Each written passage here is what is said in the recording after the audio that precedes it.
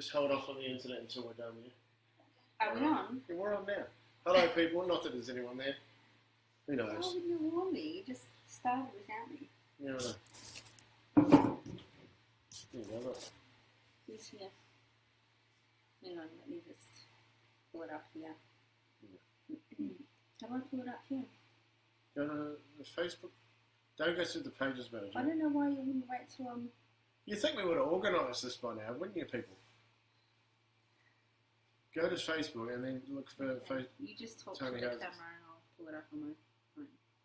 Alright, and So then I have to go to pages, do I? no, don't go to the pages manager. Just look through it through Facebook and go to the page. In notifications? Yeah, and turn no, not the notifications. Just go to the page. You just said don't go to the page. No, go to the page and look. It's You're being silly. no. Hi, Kat. Hi, Leonie.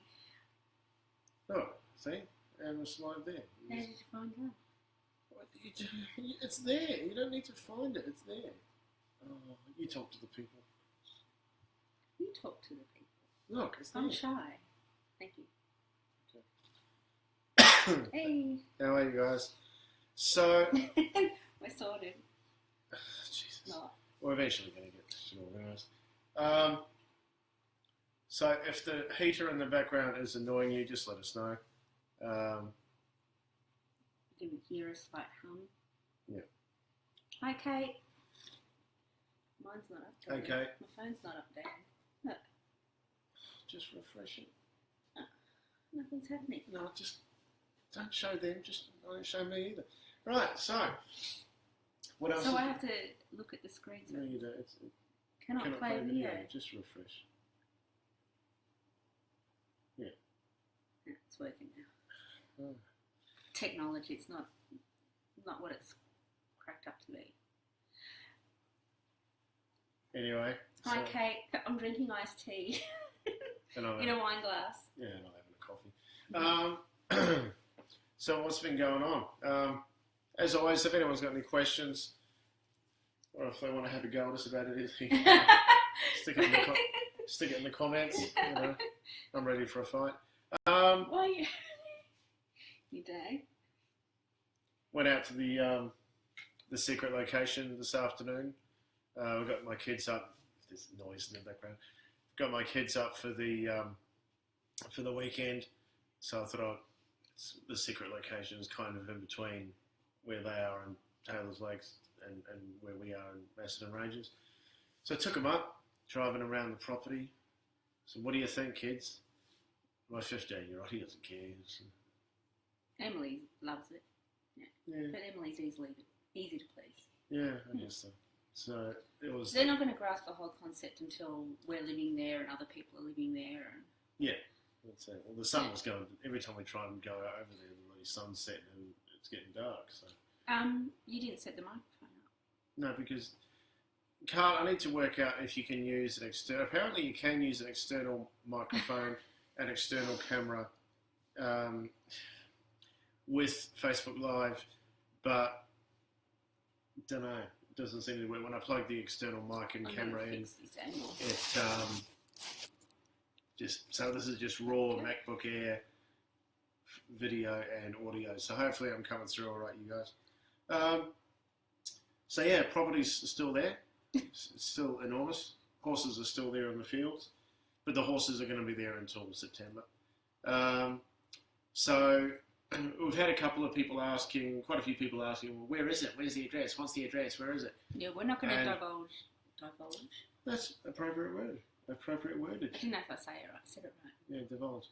We're not going to release obviously the address, mainly because the property hasn't settled yet, and there's still people living on the property at the moment, so we don't want people traipsing around. Having said that, the owner does have access, and we've been granted limited access, so we can sort of have a poke around and suss things out. And not only that, also for those who do come and live there. Yeah. Especially when we start to get up and running, we don't want people poking around, sniffing around.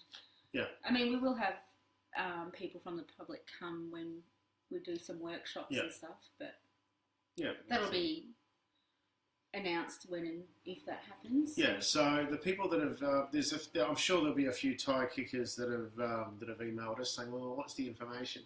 But when they've got no real serious intent to get involved. So we want to speak to each person. So if you have sent us an email and I haven't yet responded, it's just because we've been crazy busy.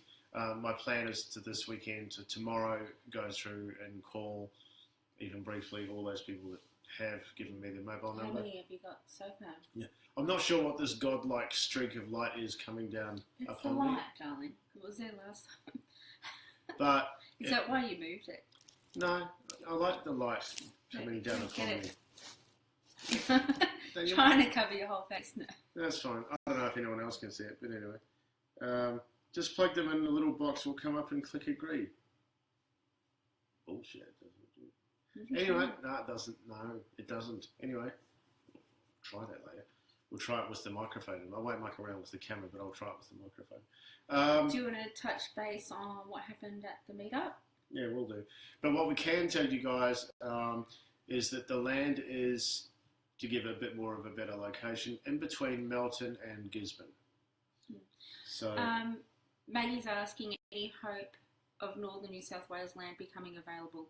Well, yeah, there is hope. Now, it's out of our hands because this land opportunity fell on our lap. So we were very lucky in this instance. I can't talk tonight. Instance. I can't speak. It's that tooth. I got a gappy tooth. Ah, I can speak English. Yeah, so are you talking about Pablo? No. Look at the question, darling. Anyway, Northern New South Wales. So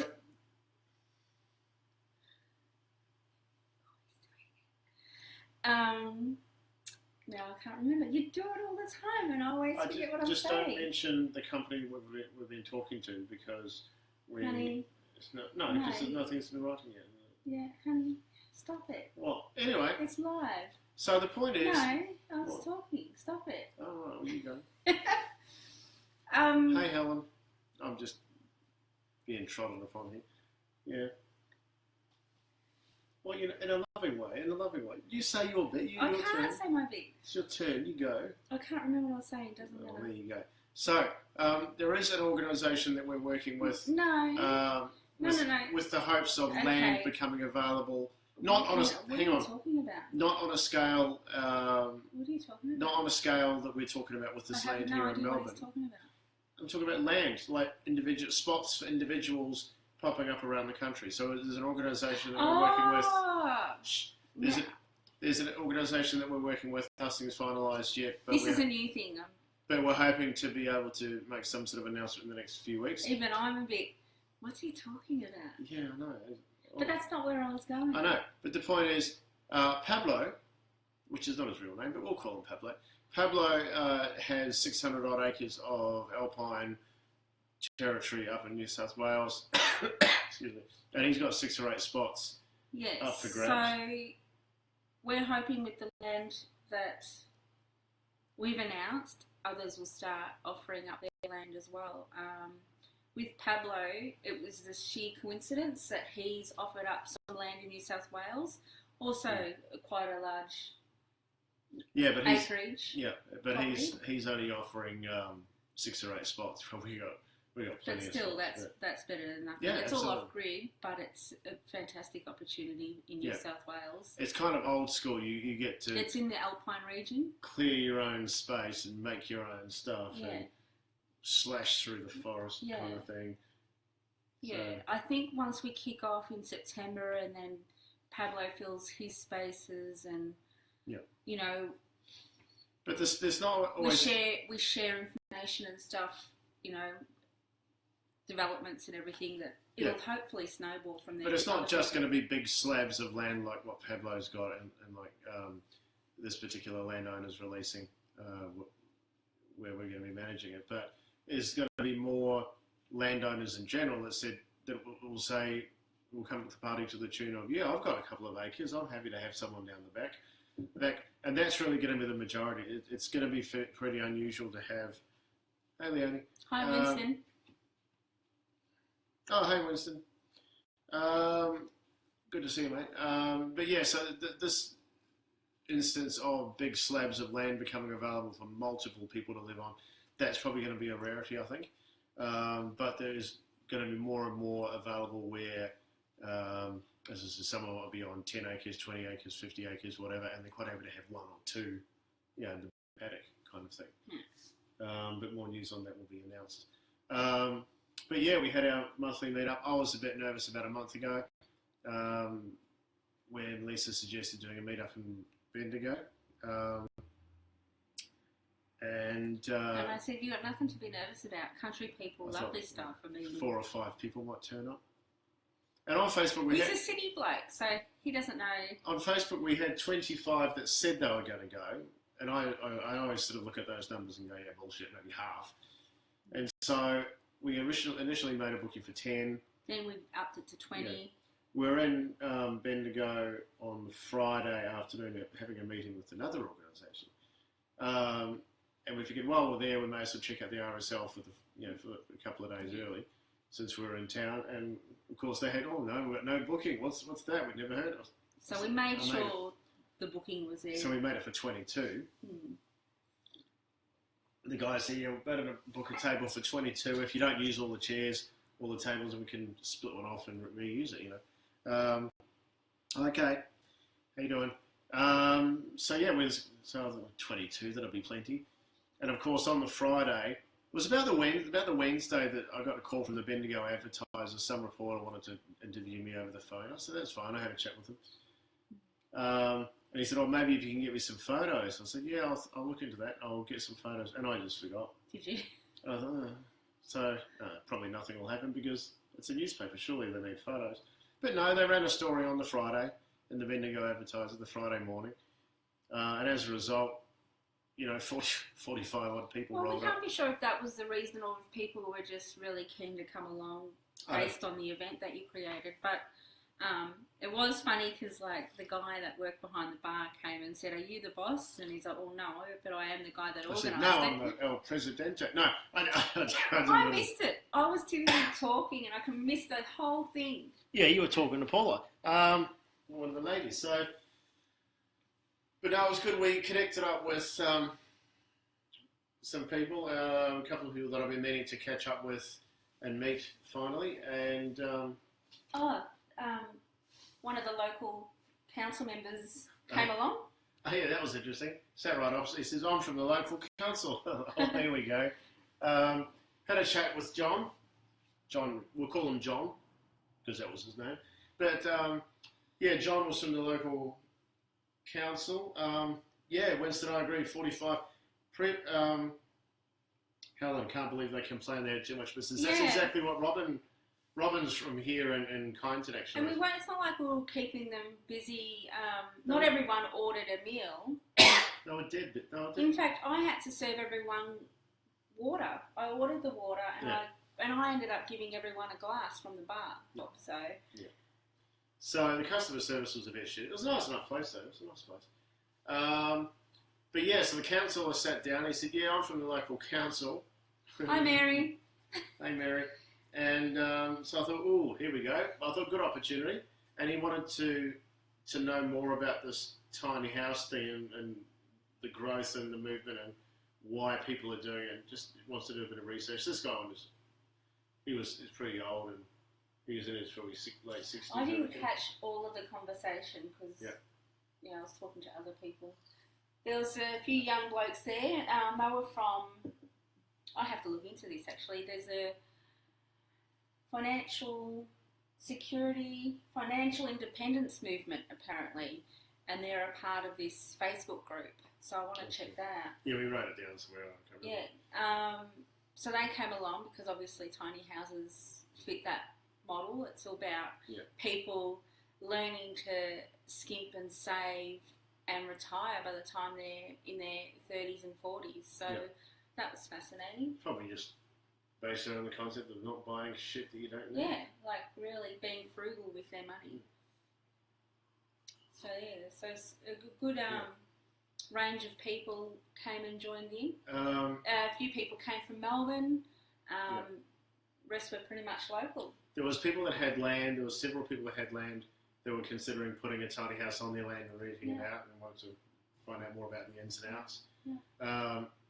The council member that did come along, he did say they don't really care. It's not really on their radar. Well, no, he did say they care. He says, put it this way, there was a few days prior, and I'm going to say this, because I'm about to. What? No, it's fine. I'm not bagging the guy. No, here we go. Look at the camera. Don't look at me. Look at the. I know you spend enough time looking at me. So he said that Fred from Fred's Tiny Houses in Castlemaine, who did a great job. He stuck his neck out. That's fine. But they had some council. I don't think you should be going there. What? No, it's not about Fred. It's about the council's reaction. So, Fred, they had some open forum where people could get up and talk about their issues in the local community.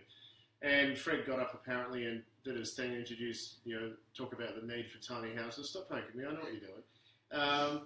And he said, the reaction was less than lukewarm. And he said to me, the reaction afterwards, the discussion amongst councillors afterwards was, no, that will never happen. That will never be approved. In other words, they don't. Wasn't he telling you that no council wants to be the first to stick their neck out and make any changes? Yeah, they're reluctant to change. They're stuck in age-old routines and laws and bylaws, and no one wants to be first to stick their neck out. Now, so I said, so what you're saying, John, is it's almost a case of councils would rather turn a blind eye and just rather not deal with it, rather than stick their neck out and be the first to say, hey, maybe we should look at this new alternative form of this alternative solution to those issues that we've got. And he kind of didn't say yes, but he sort of nodded and said, well... he said that he knew about people living in caravans, and he knew of someone who lived in a tram. He said... So they know about these people, but... Yeah, he said, now I can tell you about at least half a dozen people that are living in full-time in caravans within 6 kilometres of this RSL, he said. So they know that people are doing it. And he agreed that, he said, if neighbours complain, and this is what I've heard from councils all over the place. Time and time again. If neighbours complain, we will look into it and then we will act. So I said, so what if this is on a property then, John, where no one sees it going in, or indeed the trailer just goes in and it gets built on the property? Was to say that if it's in a spot where you can't see it from the road, the neighbours can't see it, no one can see it unless it's a drone or whatever from the air. But if it can't be seen by the neighbours, why would they complain? If it can't be seen from the road, why would anyone complain? Am I right in saying it could be years before it's discovered? He says, well, yeah. But if there's a complaint, we will look into it.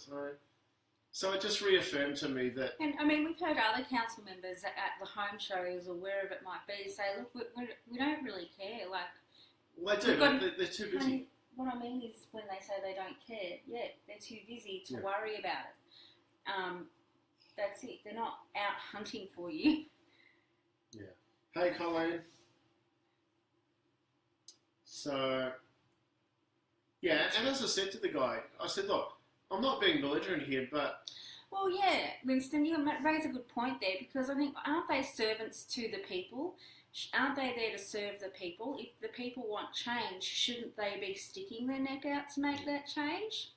But I would think so. It's going to take years. He said they won't fit with existing zoning regulations, and to change zoning laws, you're looking at a 4-year hard, long slog of a battle. Yeah, his cough's much better. Much better, Paula. Yeah, thank you, Paul. So, and I said to him, look, the fact is that regardless of whether Tiny Houses Australia continues or not, or whether Lisa and I are even here or not, it's not going to stop it. Yeah. Well, I think with what Leonie said earlier, we should all get together and fight the councils. Hey, Lisa. Hey, Lisa. Again, Council, reactive, not proactive. Yeah. Well, yeah. Again, I forgot. And that's why if you... I'm no good at this. And that's why if you go to the council, and he said, if you go to the council and say, please, can we do this? It's very easy for them to say, no, you can't. You're better off just doing it. And that's why a lot of people are just saying, well, let's just do it and we'll deal with it later. that's my point. People are doing it. It is a movement, and the more people that jump on the movement, that in itself is fighting the council, because the more that do it, the less they can do anything about it. And at the end of the day, I've said this before, you're not sinking $40,000 or $50,000 into an illegal cabin in the woods or a house on foundations where if they find out and it's not approved, they can come and smack it down. This is a caravan. They can't touch the caravan no more than they can come and steal your car. You know, so... yeah, I saw that, Colleen. Well, hopefully they'll fight back. Hopefully people will fight back and they can go above their local council, hopefully. I'm surprised with that, just on that. I'm surprised they even went to the nature strip. Well, there's a big movement in the States, grow food, not lawns. I know, there's a big Facebook page on it, encouraging people to grow vegetable gardens and fruit gardens in their nature strip. But I don't know why, instead of... I have to lean forward so I can see the... And I don't know why you haven't got your phone. But instead of doing it on the nature strip, I just think people should be encouraging, you know, rather than do it on the nature strip where council is going to get involved, there's all that shit fight. Yeah, agree, Leonie. Just do it in your garden. Do it in the front garden. Fill up your front garden with veggies if you want. Yeah, it's protest. You know, if everyone plants vegetables in their nature strip or whatever, I think that's a good way to protest it. Yeah. So there's still, and there's always... It's harmless. There's always going to be, just going back to tiny houses for a minute, there's always going to be that part of the population which says, no, I'm not going to do anything until I know if I jump through hoops A, B and C, then I'll get the big golden tick of approval from the council. Whereas the people that are doing, and I've said this before, the people that are actually doing it now and are about to do it and want to do it now, you know, don't care about the council. And so, look, because at the end of the day, we know we're not doing anyone any harm. We're not doing the environment any harm. If anything, we're helping the environment by having a smaller footprint. And so we're just going to do it. But do it with, you know, do your own due diligence. Make sure you work with a builder if you don't have the skills. Make sure you do it right. So that because let's face it, it's a matter of, if you're an individual tiny house person on a property somewhere out the back of nowhere or out on the fringe of acreage property, you could be there for years before anyone even bothers you. But if there's more than one property, more than one tiny house on a property, if you're talking multiple, let's face it, it's going to be a matter of when, not if, the council gets involved. And when the council gets involved, it's a lot easier to deal with that if it's already up and running, rather than saying, well, please, we'd like to do this. No, you can't do that. But if it's all up and running, we can say, look at these houses, you know, look at how well they're designed. Winston says, do it responsibly. Exactly. Yeah. If you're not hurting anyone, and we all know tiny houses are good for the environment. Yeah. Where's the issue? That's right, and that's why, you know, with our display house or anyone that's doing this and doing it with the maverick approach of bugging the council, I'm just going to do it, and I'll deal with the council down the track if and when they ever catch me. But if they come up and say, well, I see you, are you living in this structure? Then as long as you can prove, you can say, look, come and look at my house. It's well designed, it's well built, it's well ventilated. Oh, cool. It's thermally efficient, etc. Check that out. Check that out after, can't? It's thermally efficient. It's a beautiful designed, space efficient thing. I love living here. And if councils can see that it's not a death trap, that you've got smoke detectors, fire extinguishers, CO2 alarms, plenty of exits and all that sort of stuff. And if they see that it's not detrimental, you know, a miserable hellhole of a place to live, then it should be fine.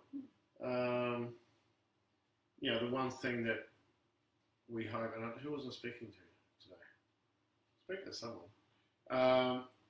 But it was a matter of talking about wood stoves and things that are heating a tiny place and having it done the right way.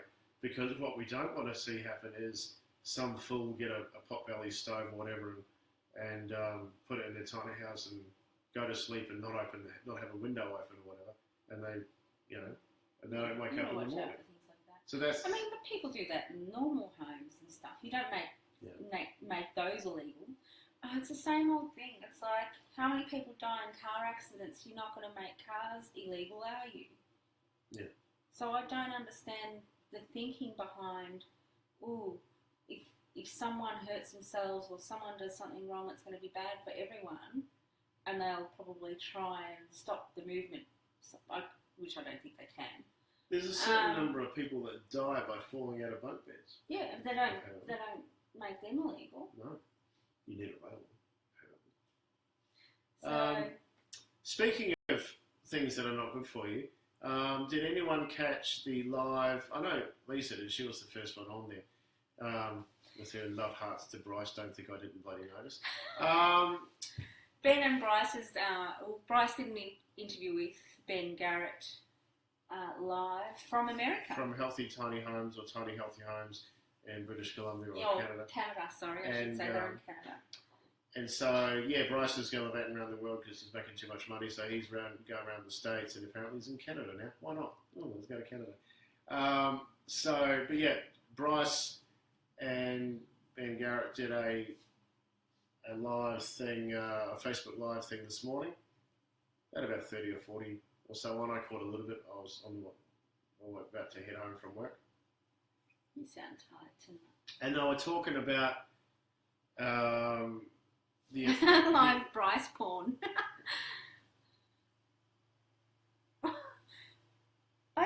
Blame Cart said that, not me. I saw the giggles and the online hearts. Hi, Bryce. The heart. That's not how it is. Yeah, I'm sure. If it was George Clark, it would be a different story. I can't sing and I'm not an actor. Bryce is. Anyway, enough. You are an actor. I like Bryce. He's a very good actor. He's a Jim Carrey, Mr. Bean. I like Bryce. Anyway, Bryce are good mates. Cart, while we're at it, I've got to tee up a time to do one of these with you and Lisa. Every week. I know, because we need to work out this interview thing. As long as it can be this quality, I'm happy with it. So we'll need to work out the interview because there's shitloads of people all over the world that I want to interview. When I was watching Bryce's live interview today, the audio was pretty good. Even when the picture was in and out, the audio was good. Yeah, I'm glad that with his gear, he doesn't have any better job of it than us, so that's good, I do want to try and wrangle an interview with Did any of you guys catch the interview? It is up on there. It's more of a Q&A, but... Yeah, well, still. Yeah, but they were talking about, the issues of... The issues that you don't have in a big house by living in a small house, I reckon there's a delay. Of course there's a delay. People are, they're laughing at you and me with Bryce probably. I don't know. Yeah, I'm really laughing. I do want to organise an interview with George Clark, and I'll just have it tied up and gagged in the corner so only your eyes can... Anyway, so they were talking about the issues that are involved with living in such a small space, because you might be, the volume of air is a lot smaller in a tiny house. You might be, sleeping with your face, this far from a ceiling. It's about healthy, natural materials, working with natural materials. Yeah. And one of the most toxic things that, and Ben has got... I thought you said you didn't watch chemical sensitivities. And so he noticed when he was, he would always feel terrible when he was building traditional homes. And he built his own... Helen said she's watched it. Yeah, he built his own house, his own tiny house. And by using more organic, chemical-free...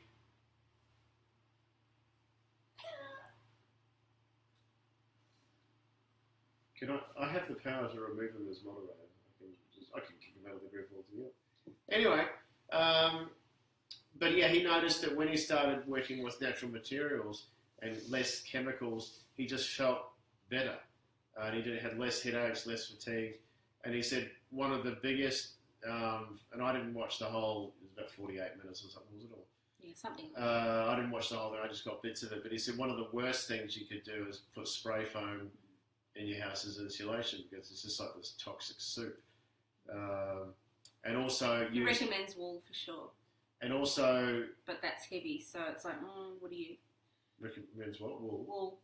It's not that heavy compared to, I'm talking about. But the other thing he says, he suggests using reclaimed wood rather than new wood, because new wood is, anything that's new is going to be off-gassing a lot more. Whereas he's said, again, from what I captured, in his kitchen, in his tiny house, he used an old kitchen carcass, solid hardwood timber kitchen that was made back in the 50s. So it would have done all this off-gassing. He did suggest if you've got any allergies, or if you don't know if you've got any allergies to certain types of wood, he's got a trick where if he's got a customer or a client who's not sure, he picks up the dust or sawdust, puts it in a bag, sends it off to them, tells them to put it under their pillow and sleep with it for a little while, and to see if they have any allergies. The sawdust from that particular type of wood. Yeah, to see if you've got any allergies. Yeah. With that wood, so yeah, I thought, that's fascinating. Yeah, that's what I'm doing. I'm doing this experiment where I'm living with this woman from Shepparton for a couple of years and just seeing if you've got any allergies. Seeing what sort of reaction I get. I know what reaction you get. Yeah. But that's Carteret's making his own wood. He's got wood. Oh, so he's making his own wood polish and stuff. Darren. And I'm drinking iced tea. Patsy Smith, hi Lisa and Darren, I don't understand this live video thing. All it is, Patsy, instead of us pre-recording a video and then editing it and then uploading it, hi Patsy. It's just streaming it live and we can't edit it. So whatever we say, just bang, it goes up there, just like live TV. So if she says something about Bryce that she wants to take back, she can't. It's out there. So... and after we hit the stop button... It's just more interactive. You can see us and you can ask questions and we can answer you. It's just a bit of fun, really. Yeah, if you couldn't see us, it would be radio. Wouldn't it, honey? She's like, oh my God, it's really live. Yeah, it is live. Yes, Patsy. I think there might be a little fraction of a delay, but yeah. Yeah, not enough for us to be able to stop anything that leaves our mouths. But, and so we figured, Patsy, and for anyone else who might be joining us... we just figured this is a chance for people to ask us any questions, shoot us any feedback, if they want to have a go at us or do anything. We did it during the previous week, good or bad. And for us to sort of talk about the news that's been happening in Tiny House World. Yeah. Darren's just been busy at work for the last 2 weeks, and we actually get to stay home this weekend. Yeah, I've had a couple of 11 a.m. starts and 1 a.m. finishes. It's 14 hours, which is, I'll be glad when that ends. And I don't know if she wants us to go public with this, but one of the people in this conversation is asking for a quote on a trailer. She wants to put her deposit down and say, yes, I'm into this tiny house thing. Patsy's in WA. So welcome along. That's all right. I think it's just Facebook in general. That's about 5 hours. So Patsy, am I right in saying you're like 5 hours behind? Or so it's just like 5 or 4. So it's just like 2 p.m. in Western Australia. Not sort of 3 p.m. 3 p.m. So is it sort of mid-afternoon, 3:30 a.m. p.m. for you, Patsy? I think it's 5 hours behind. So.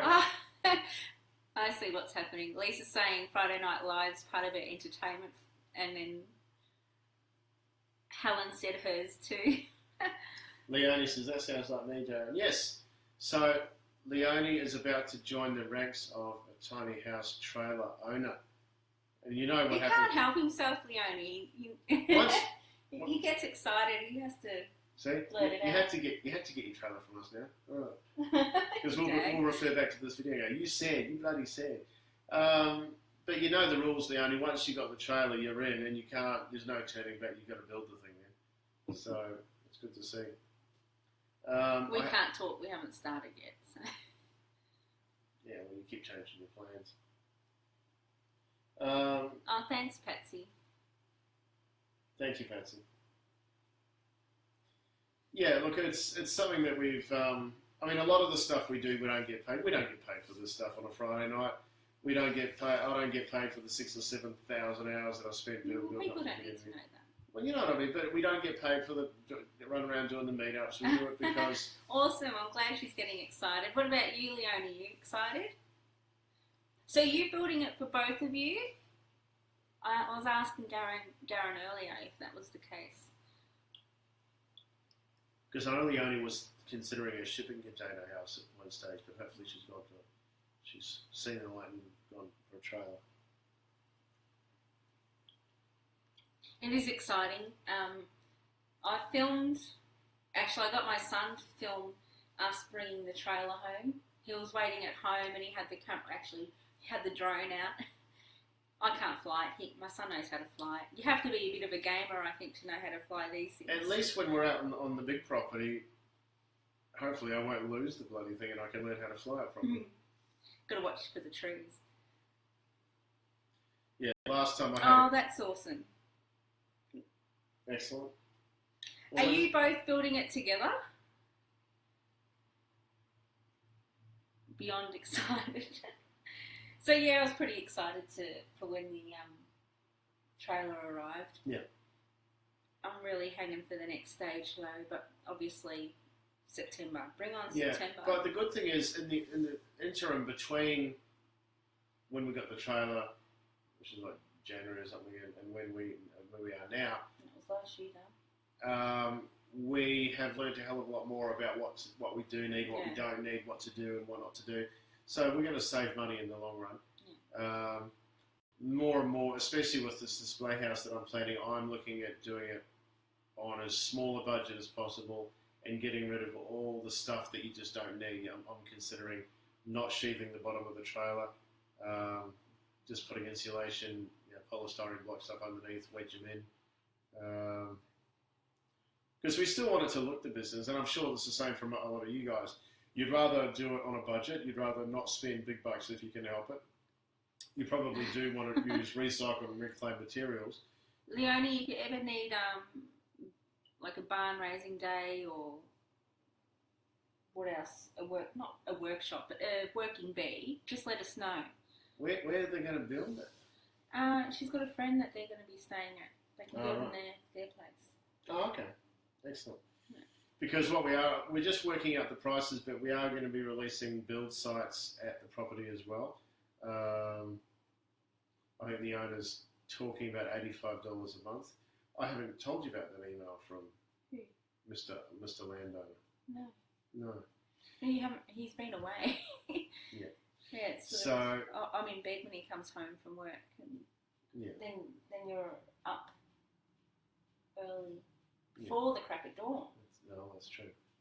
So it'll be easier once we get past 1st of September, because 1st of September the property settles and then work can begin and all the horses will be moved the horses that are staying will be moved into the adjustment fields, and the remaining fields where they're horses at the moment will be open, and then we can sort of go and check out stuff.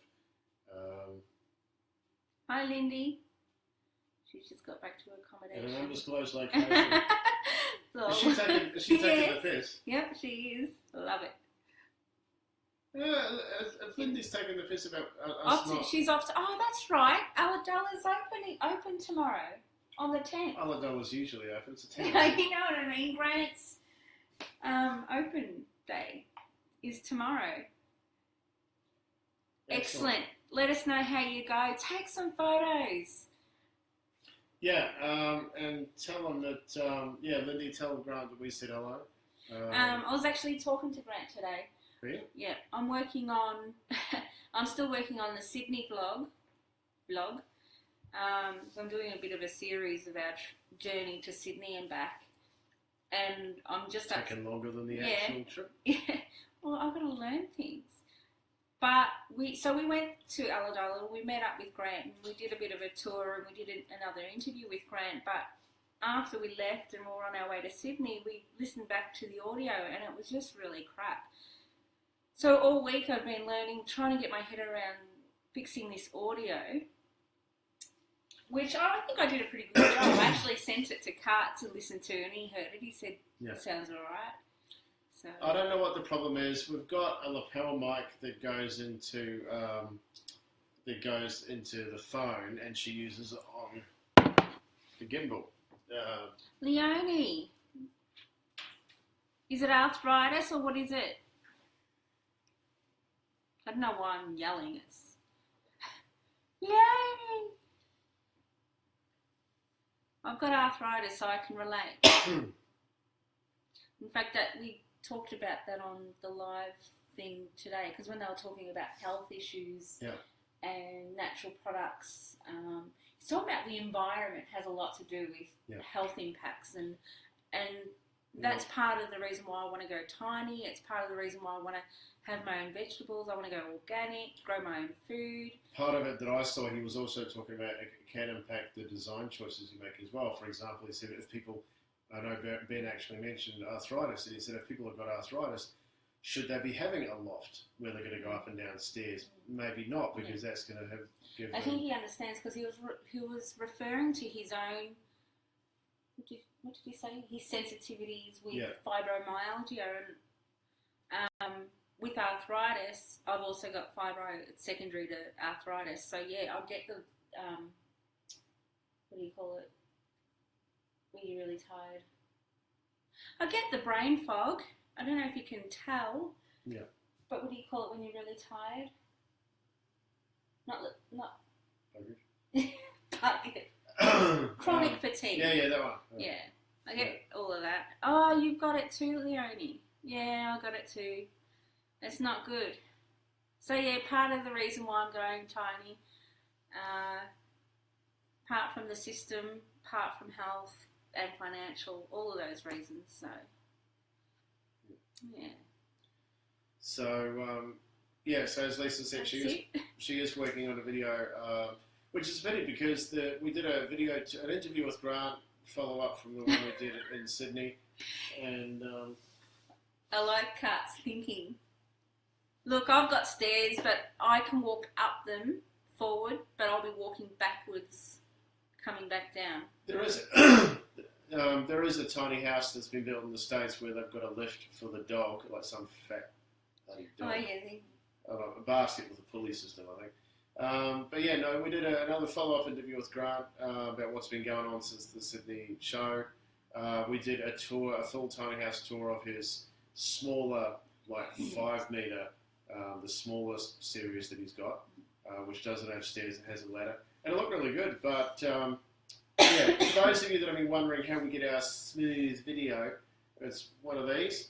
Are you showing off the gimbal? A DJI Osmo gimbal, when the bastard works. And you put your phone in there. Well, it's probably got battery. You need to have the phone in it. It's not going to work without the phone. Yeah. Anyway, you put the phone in it, and it jumps to attention, and it goes, hoi, like that, and then you get it's like when you move a chicken and its head stays still, that kind of movement. So whatever you're doing, it stabilises the thing. Anyway, so we had the mobile phone in there, and we got one of these Rode SmartLav lapel mics, and that was shoved in the side as well, and it was going meow meow meow with the audio. So I don't know. Well, that's what it was doing, I think. So we don't know. A bit, though. I don't think they want to know. They didn't come on here to talk about the gizmo. So I don't know what's happening. It's called Osmo. I call it gizmo. Yeah. Made from DJI. For those that are interested, DJI are the same people that do the Phantom drones and stuff. I love it to bits. It's excellent bit of kit. That $500 bit of kit, but it's worth it for the smooth video. Yeah. We only got it just because we're doing the YouTube channel. But and also we want to document the build when we finally do start building. So, do what everyone else is doing over in the States and documenting the build and putting it up on YouTube. Yeah. But we're not sure why that was happening probably, because we've done exactly the same setup with exactly the same. Mount a chicken to the gimbal. Exactly the same phone and exactly the same microphone. We've got 3 of those mics. And other times it's dead silent, it works fine. So...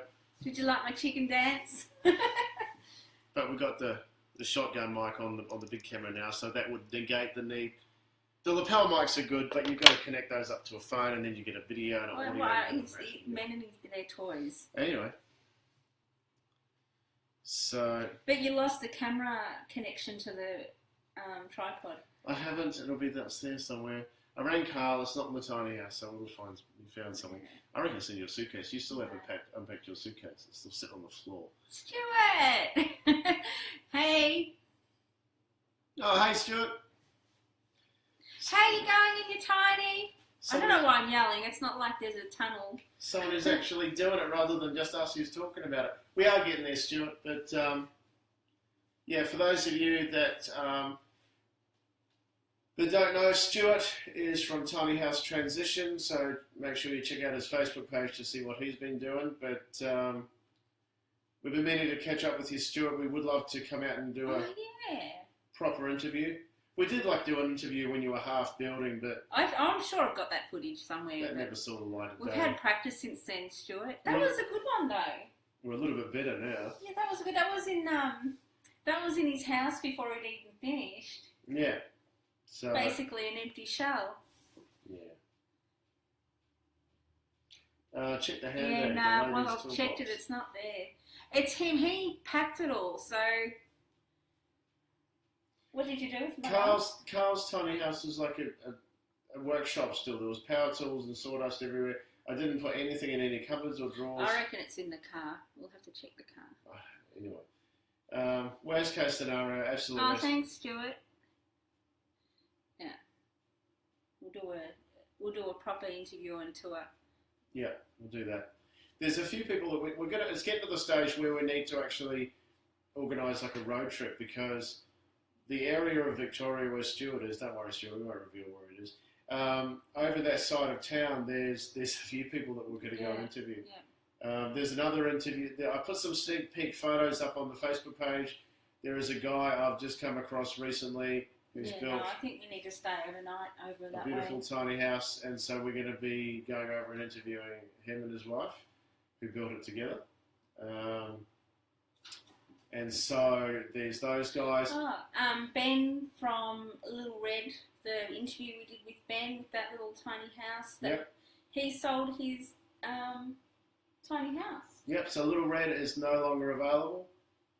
I don't know why that makes me emotional, but it did.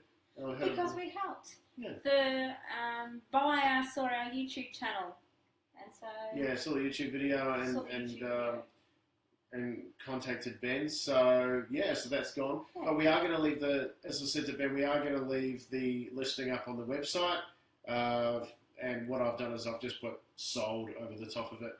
So have you done that? Yeah, I did that last night. I do stuff, So that's no longer available. He's very busy doing stuff. But we are going to have a category for sold tiny houses. You can look at the ones that have been and gone and sold and passed over, because the photos, give inspiration and design ideas for everyone. So we need an interview schedule. I know. First, we need to work out how to do the bloody interviews. I'm thinking we should do each state at a time. Victoria first, and then move up to New South Wales. Not for the interviews. Yeah, and then make our way out to Queensland. Yeah, when we get some money, honey, I'm up to about $7. Right, eat hard out. I've made about $7 on YouTube now, according to my analytics. When we get to 150, Google's going to send me a check. We could get on Patreon and do some sort of thing to fund the trip. Yeah, I know. Just to help me fund. But yeah, Helen, good idea. We will set up a schedule. As I said, one of my goals this weekend is to email. Is to work out how to get this. It doesn't have to be full HD, 4K quality, as long as it's quality like this, where we can do an interview and record it. So I'm really not happy with YouTube quality, but if we can do some sort of thing, and we'll. Cart reckons he knows how to do it, so I'm going to hold him to it. So, but yeah, there's a whole lot of people that we have been talking about interviewing, not only the celebs over in the States. I've invited Bryce and Ben over. I bet you have. Oh, right, you mean like a workshop? Yeah. Yeah. Because you like it. It was funny because there was someone on there and he made Bryce blush. Is it hot in there, or is it just you two guys? Yeah, see, that doesn't happen with us, but anyway. So, Yeah, so we're going to do an interview schedule. We want to interview not only the, I don't know, I keep saying this, but we want to interview, the Zach Giffins of the world, the Jay Schaefers, the Ken Griswolds, all that. Is there anything you guys want to ask? Anything you wish you had have asked last time? Or anything you want us to talk about? Yep. If you got any questions about trailers or when are the Frisbees coming? For Christ's sake, you keep talking about the Frisbees. When are the Frisbees coming? Yeah, no, that's what I wanted to talk to you about this week, but you've been away. So. Yeah. So we need to because I do want to order the caps, the t-shirts, the mugs, and the Frisbees. Yeah, we can do that. And the stress balls as well. If you must. I need stress balls. You've got stress balls. This is live, Darren. Stop it. Yeah. So, yeah. So that's what's been going on. Stop talking. I know. We're rambling now, guys. No. But has it frozen? No, I think it's still there. Stuart, have you got any questions, or is there anything you want us to cover? Or has anyone got any questions for Stuart, who's actually gone from never really having built anything in his life before, and a year of weekends later he's got his tiny house? Is there anything you want us to ask him when we go and interview him? Need a mug, yeah. We'll definitely do coffee mugs, Lindy. And tea. Oh, I said t-shirt. Yeah.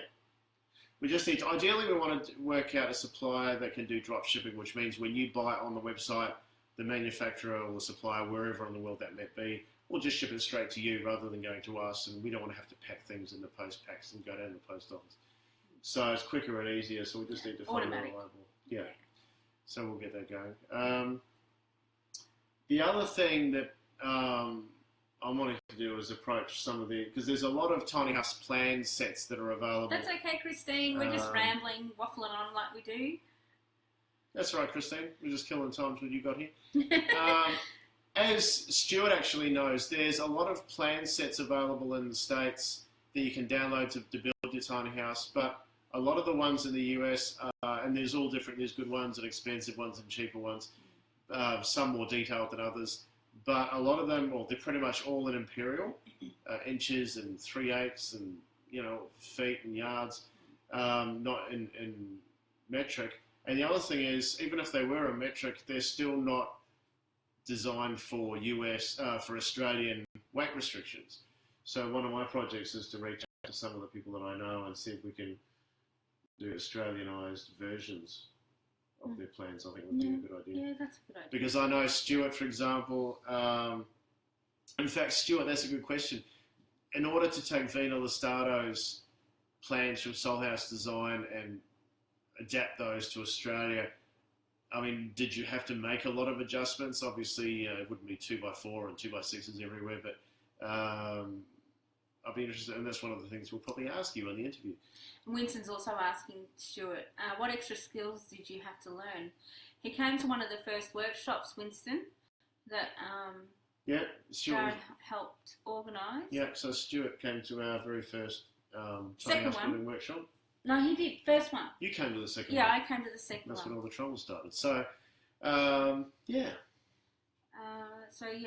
hadn't built anything before, and the tiny house was his first thing. Yeah, and did a great job. And beautiful job. Yeah, and now they're... I still remember the smell. It's beautiful cedar. Yeah, and a lot of that was reclaimed. I know Stuart spent quite a bit of time in the months leading up to the start of the build trawling through Gumtree and eBay and, snapping up bits and pieces here and there. As Ben did as well. I chatted to Ben on the phone a couple of days ago when he rang to thank me for helping him move Little Red, because that was sold. And his next project is a teardrop camper that he's working on, which he picked up off eBay. It was an unfinished project. Someone started it, didn't want to finish it or gave up or whatever. And he's taken over the project, and it's looking amazing. He's talking multicoloured velvet interior. Oh. So he's trained in interior decorating. Yeah, he's an interior designer. So I'm sure it'll be amazing. So we need to definitely go and interview Ben. Yeah, we will. Yeah. Because I think We want a teardrop. We want to travel Australia in the. I actually want to do and I know what Lisa's going to say. And you always talk and no action. You always say you want to do stuff, and you don't bloody do it. I want to run a Tiny Houses Australia teardrop camper building workshop because. Oh, do you? This is news. No, because it's a lot cheaper. Okay. I'm not saying you're going to live in one, people, but for weekends away, it's a big country. It's a beautiful country. That'd be fun to do. Australia's a big country. It's a beautiful country. A lot of people don't like the idea of mucking around with tents, and you get a sore ass, and you sore back, and you're lying on the ground. You've got to pack everything in the boot of the car.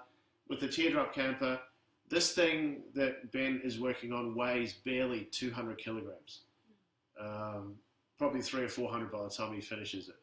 And so we've been like last year. It'll be when we get onto this land in September, so we'll probably, hopefully, but I want to organise something for the end of September. Yeah, our big plan is we do have something planned for January as well. No, we're not letting the cat out of the bag. No cats. You keep letting the cat out of the bag. Why can't I let the cat out of the bag? No, because I don't want anyone else jumping on the bandwagon. So we've got someone coming over. We've got someone special from over in the States coming over in possibly January. Yeah, no, shut up. But yeah, in answer to your question, Lindy, we want to get Tiny Houses Australia workshops done in every state, and we've met several builders. They'll cover pretty much 3 or 4 states. So we got builders at the ready, raring to go. We've just got to get our butts into gear. And one of the things is insurance, to be honest, because we're not going to do it a dodgy way. She'll be right. You don't worry about insurance. We want to do liability insurance. Yeah, professional indemnity and public liability insurance. So we want to make sure our asses are covered. But yeah, it does make sense to start off with a workshop in Victoria. So there's a couple of people in Victoria. But we know we've got a builder who wants to do them in New South Wales as well. So there's a couple of guys, Adam and Mitch, that we want to speak to in Melbourne. That's what I was going to say. So Grant from Designer Eco Tiny Home, so his open day is tomorrow, and I was talking to him because I wanted to organise a bus tour, as you guys know, but it was just very short notice because we would have had to have organised accommodation. Anyway, I let Grant know my idea, and he thought it was a brilliant idea, so he's thinking about... That's what I thought as well. He's thinking... No, you didn't. No, I just didn't see the point of sitting in a minibus for 10 hours. So he's thinking of organising another open day come spring. An open day, not an open 2 hours, An open day come spring where we can definitely organise a bus tour and accommodation and possibly run a workshop there as well. Yeah. So that's been discussed. Yeah. Nothing's finalised. It's just a good idea at this stage. So we'll see. We'll let you know if that goes ahead. But certainly the workshops that we want to get up and running, they're not... Eventually we are going to be running workshops on a full tiny house, but it will be broken up over several workshops. But the initial workshops we get back up and running, they're going to be building little pods or things that you could use as a garden office, a craft studio, a kid's sleep out, a games room, that sort of stuff. For our workshops. So, but they won't be massive, but they'll be big enough that it'll be a very usable, functional space, and that it will teach you, how to build a frame, either timber frame, steel frame. We might do both. We might do the first one with timber, second one with steel. When you're building such a small space like that, you can get away with timber pretty easily. Workshops is just one thing that we've got planned for the land. Seminars is another. So in our world, when we talk about workshops, it's going to be hands-on tools, getting dirty and that sort of stuff, needing hard hat and overalls. Yeah. Maybe not overalls. Tiny Houses Australia hard hats. Yeah. T-shirts. Yeah. Overalls, why not? Tool bag, why not? Yeah, why not? And we want to have plans ready too, so you can get a set of plans to take home. With our workshop, you'll be getting us a proper set of plans, so you can go home and then, if you want to, recreate exactly what you built at the workshop. Yeah. In our world, we're also going to be having seminars as well. Now, seminars as opposed to workshops. Workshops, hands-on on the tools. seminar is going to be come, sit, watch, learn, talk, and listen and see. So that's what we get planned there. But once we get to the land as well, we're going to be having a couple of tiny house camps. Yes. No, we've got somewhere to camp. Yeah, we've got plenty of bloody room for camp. So we'll have a tiny house camp, maybe to celebrate moving on to the property, perhaps. And lots of big ideas. But as the owner said to us the other day, let's just, all very good ideas, but let's just like pick two and run with them first. He loves all of them. He wants to do all of them, but one thing at a time. But the two that we're probably going to kick off with is build sites and people living on the property, obviously. So yeah, lots of things going on. How's your plans going? They're not at the moment. My tiny dream. Just going to wait till we're there on the land. Yeah. Yeah. So any recent changes to your design that you want to talk about? Not really. You're pretty much happy with where it's at and what's locked in? Well, I'm just deciding. I keep toing and froing between steel frame and stud frame, wood frame. Better go buy a tent. Just get your trailer. Leonie, that's all you need. Just put them. We've run a couple of camps.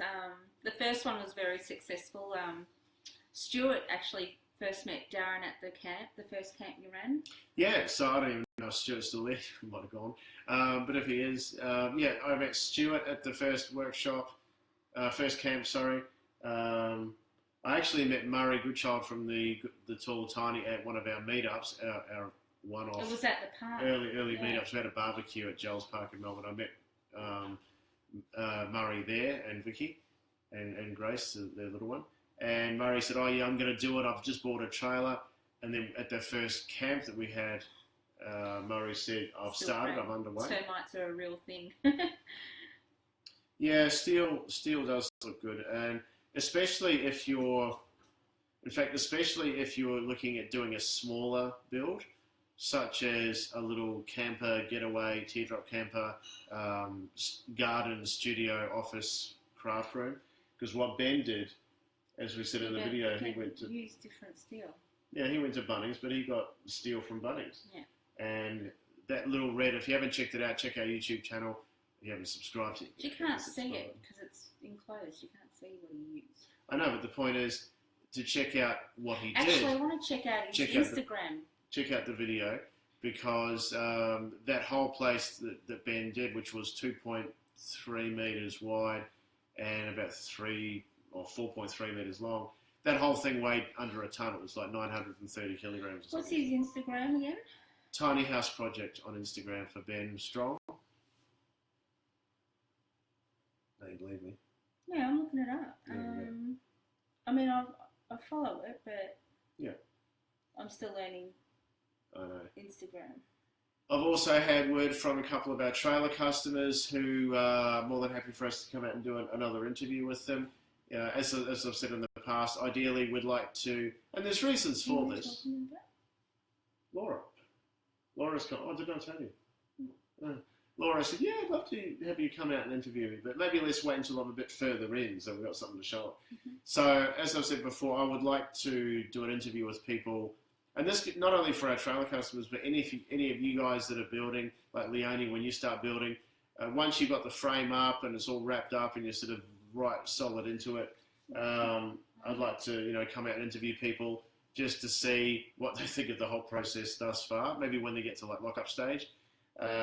What they've learned, what they've discovered, what they would change, and if they had their time again. And then I want to do another interview with people once they've actually finished their tiny house, the grand here's my tiny house tour. And then again, which is the one we're going to do with Murray, and I keep talking about it, where we go back about a year later and say, right, do you regret the whole decision to move into this thing? So Patsy's saying that she's hoping to meet us. We're hoping to meet you too, Patsy. Hopefully... she's got a converted van. That's another interview. Patsy, we're going to want to interview you if you've got a converted van. And obviously, come and join us on the land and stay a night or two or however. And if you want to make an art studio, because one of the things that we're going to be doing with the workshops, and I'm happy to put this out there, we're not going to be doing the... You're letting a cat out the bag? Only one cat. My idea is this, to cut down on material costs, we're not going to be doing the workshop builds on a trailer. Now, because at the end of the day, for you to know how to build on a trailer, all you need to know is how to build either a timber frame or a steel frame onto a steel trailer. So we'll get it like a basic steel base. It's going to be on heavy duty casters. And so what we'll do is, we're thinking about it, right? We're going to get we'll get our trailer guy to do a proper custom trailer so we can winch these things up on casters up onto the trailer and move them about the place. Yeah. Also, Patsy, just to let you know, we did run a couple of meetups in Perth. We are going to start them up again. We just need to find someone we trust that's not going to hijack the boat and call it their own. So yeah. No, it's just that we've had our asses burnt several times. Because she's in the WA group and okay. they thought that we were still running them, but we haven't run them there for a little while, but we are starting them up again. We tried meetups in Perth January to July last year. She's squeezing my legs saying, don't go there. We booked 6 meetups for January to June last year, 2016, first half of 2016, and they simply weren't supported by the people. There was a couple of people that went, but without having someone there that they can meet, it kind of wasn't. There was no draw card for them to come. Yeah, because it's not about us. It's about knowing that there's going to be someone representing Tiny Houses Australia there. Yeah, we do need a contact there, Patsy. She's putting her hand up. Thank you, Patsy. Oh, hey Tommy, welcome back from Bali, mate. I know we've been playing phone tag, so I'm going to give you a call. Feel free to give me a call over the weekend. Fill me in again, remind me. Tommy's from Melbourne. Yeah. Yeah. He's. Yeah. No, don't whisper. The people go, I don't know. What's the secret business? So many phone calls. Anyway, Tommy, yeah, let's connect up over the weekend. Feel free to give me a call over the weekend. I want to chat to you as well. But yeah, so as I said, meetups are going to be launched officially. Yeah, Patsy. In Brisbane. Patsy noticed something that happened with Bernie's comment. Yeah, well, that's it. And that's the thing. He's cheeky. We asked someone, and this is why we're cautious, Patsy, because we asked someone, i.e. Celine, Western Australia Honey, group. no, that's not what she's talking about, the comment that was made. I know. Oh, Bernie, yeah, we kicked Bernie out. He was an attitude as well. Anyway. So we asked Celine to be our man on the ground, so to speak, for our Perth workshop, Perth meetups, and then suddenly she starts a group and she starts running Tiny Houses Western Australia meetups. It wasn't the plan. So anyway, but Big Coffee Cart is going to be running our Tiny Houses Australia, Brisbane and Gold Coast meetups. They're booked now, aren't they? Yes. So the Cafe 63, I think it's called, in Brisbane on the 4th, whatever it is. It's the first Sunday in July. Carteret's going to be there, otherwise we'll sack him if he's not there. So he's going to be... I think he's talking about alternating between Brisbane, Gold Coast, maybe somewhere. He knows what he's doing. But yeah, there's one there, and then there's one booked for Geelong. Not yet, but I will do. Have you got it up on Facebook? No. Hence, I haven't booked it yet. Do you mean to do it? No, I haven't booked it, but I will. Anyway, so the meetup for Bendigo was like... I'll let you know, Patsy. I'll get in touch with you. Yeah, so Bendigo wasn't actually too far. It was about 55k away. Geelong is like 120 kilometres from here, but we'll make the trek to Geelong. So for those of you that might be watching, yes, we'll do a meet-up in Geelong for July. Yeah, it rhymes. But then the trade-off is August is going to be right here in Kyneton. You fellas can come and see us here. So we'll pick a spot at the Bowls Club or something here in Kyneton for August. And September. I'm really nervous because after August comes September, and in September we know what's happening. Well, we have to move into the caravan. Yeah, we're going to have to make sure we're off the grid again. You know what I'm nervous about? I haven't got rid of all my stuff. If anyone knows where I can put my industrial machines. If anyone has a spare room. No, I might just have to get a small storage shed or if anyone... part ways with everything. Or...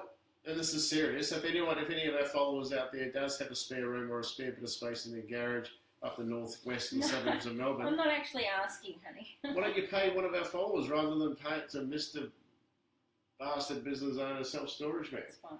You don't know, it's a faceless company? No, because I might want access to it and I might sell, or I don't know. I'm not there yet. I've got 3 months to sort it all out. Yeah, I'm a minimalist. So you've got 3 months to sort it out. We're not ready to be off grid yet. We've just got a caravan which has no shower, has no toilet. We have to do it up a little bit before we move back into it. We have to get a new mattress for it because I'm not sleeping on that mattress again. It's too lumpy.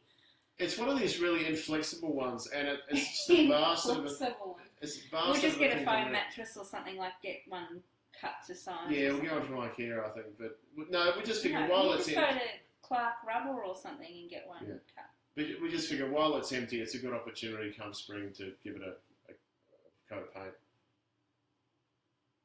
Caravan and 20-foot container. All the poo shovels. We could actually get an old shipping container just dumped on the land just for storage. When we stayed in the caravan, we had access to a bathroom, so that was fine. We might still have access to a bathroom on this property for when we move there, but in terms of solar and all that, we're not set up yet. Yeah, we might have That's not going to be until my tiny house is finished. So yeah. Well, we might have to get in touch with Ben and get him to be our consultant, and Ben might have to come out and help us set up a very simple solar system just to get lights and things going. I am going to be sewing some curtains for the caravan. We're going to give it a bit of a paint job, freshen up.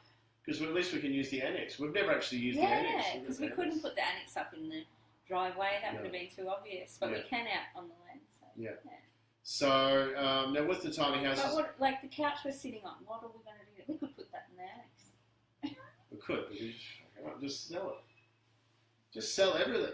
I don't own anything. I just own the shirt. That's about it. There is a couple of people that have emailed us regarding this land, talking about caravans. You know, can I bring my caravan? Maybe I will just get a container. We've talked to the landowner. We're probably going to be allowed to because it's an exception to the rule because we're special, but also we're going to be managing the place, and we're going to be living in the caravan only until we get this thing to lock-up stage, and then we'll be camping out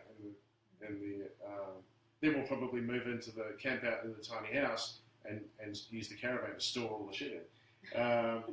But yes, someone has said, you know, can I bring my caravan and live on the property in my caravan? And the owner of the property has said, look, ideally he wants to keep it as tiny houses only. Yeah, keeping it themed to tiny houses. It's going to be a tiny house village, so it's going to be tiny houses. Yeah, because the one thing that council might be, you know, because let's face it, it's going to be a when, not an if. When the council gets wind of this, if they see it's caravans here, caravans there, that's what he's going to have caravan storage, but anyway. We're hoping so. But anyway, so you're kicking me. No. I'm trying to cross my legs. Oh, right. Anyway, so it's going to be tiny house country, plenty of country, again, plenty of room there to annex, just get some plastic pallets and screw them together with ply sheets. It's just the canvas one, it's not an aluminium one. That's true. We could just get one container. He's been hanging to make something out of pallet wood, haven't you? Yeah. Instead of chopping it up and making firewood. Yeah, I got these pallets and motorbike frames actually from the motorbike shop that's across the road. And there's I think it's larch actually. I asked the guy, I think it's larch wood. And these wooden frames pallets that the motorbikes get delivered on. And it's beautiful wood, it's larch, I think. And I pulled them apart and I de-nailed them all in piles ready to make stuff. And then your girlfriend my friend come over for the weekend. Oh, we need some firewood. Yeah, all right. Yeah, let's use that. After I spent hours pulling the bloody nails out of it. So yeah, when I've got the time and space, I'm going to go healthily. Right. No, it's really, there's stuff I really need to get rid of. I've been meaning to do it while I've been here, but thank you. She's talking about having a garage sale as well. And yeah, I'm going to have a garage sale, and I'm going to have a cry, and then I'll get over it, and I'll move on. I know. Whereas with me, I was passed on the freeway yesterday. I don't know, I have these random thoughts. What are the, like, you know, a nice Commodore wagon. Not that I want a Commodore station wagon, but a Commodore station wagon passed me yesterday, and I'm looking at it, I'm going, everything that I own in my life could fit in there. So if you ever end the relationship, I could just get a Commodore I was station thinking wagon. about it yesterday. Like, I'm looking at What, it. ending the relationship? No, just like you would feel so much freer not having anything. Yeah, I don't. I You look could around just this up and leave room. if you wanted to. I will if I want to. I'm just reading, guys. So, Winston's saying, wonder if there will be an on-site that can be used. I can't read, my eyes are blue. And I think he's saying, you know, it'd be good to have like a caravan that maybe a couple could use while they're living, while they're building, and then when they're finished, that could be moved to another. Maybe we could rent our caravan out once we're built. Well, I was thinking that if people are coming to build, they could stay overnight if they Yeah, need to. there's going to have to be some line in the sand drawn, because if we're talking about $85 a month for a build site, that's not living on the property site, that's a build site. So there might be some additional charge if people are actually going to be living there, because you need to be fair and reasonable and have a policy. You're either living on the property or you're just building on the property. But one option is to get like a 40-foot container and just put it somewhere out of the way where on the property where that could be used as storage. I might do that. But I mean, like, there's because when you don't need it, you can then. the shed's there. I'm sure the owner wouldn't mind if I have some stuff on there while I get rid of it. But there's stuff that I want to put in my tiny house as well. So. Yeah, I reckon a shipping container is probably not a bad idea. Yeah, but the point is, I'm a little bit nervous.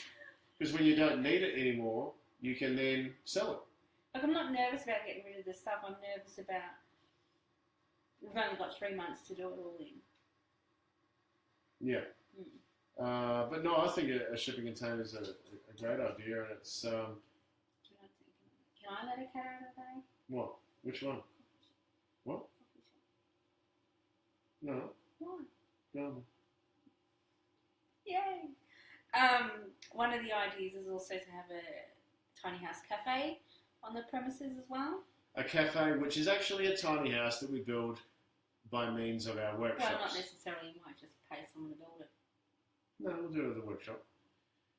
So we'll run some workshops, and obviously a tiny house that's run as a cafe is not going to be built at a 5-day workshop, but we might do it over the course of 4 or 5 5-day workshops, you know, framing, roofing, cladding, whatever.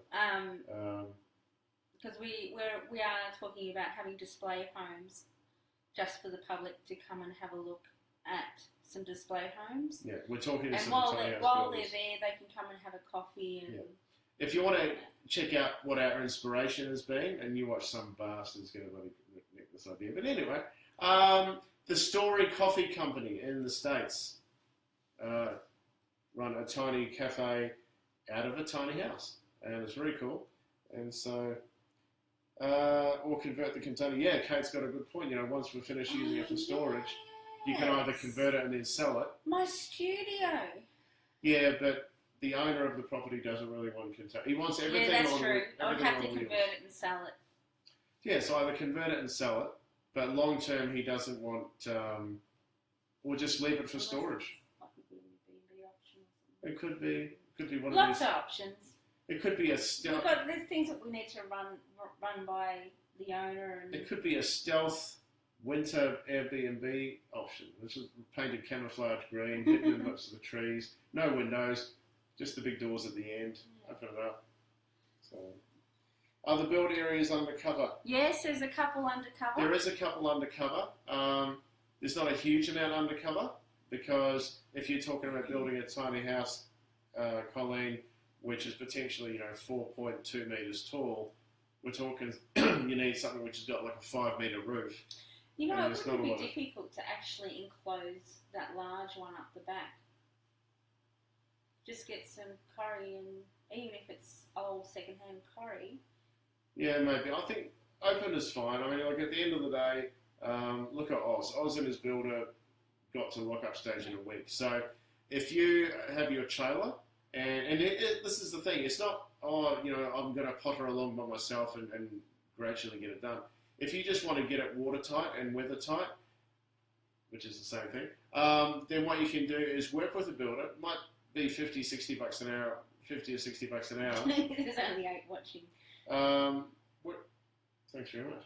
But work with them say a week, and within a week, especially if you volunteer your labour, or if you get a couple of friends that want to learn and volunteer their labour as well, you can have the place at lock-up stage in a week, and then it doesn't matter where you park it on the property because the rest, once it's weather tight, it's weather tight. I don't know why I'm yawning. You should be yawning. You're the one not getting to sleep. Container tool shop. Yeah, there's an interesting. Again, Bryce did a recent video with the guy who has a solar-powered tiny house building workshop, and he's a tiny house builder, and he takes his workshop to the client's build site, and it's all solar-powered. It's like a little single or double axle trailer. I haven't seen that one. Only about 12 foot long or something, and it's like a little cabin, and it's set up as a complete workshop. He's got his, drop saw and bandsaw and stuff on wheels, and he wheels them down a ramp and sets them up on site.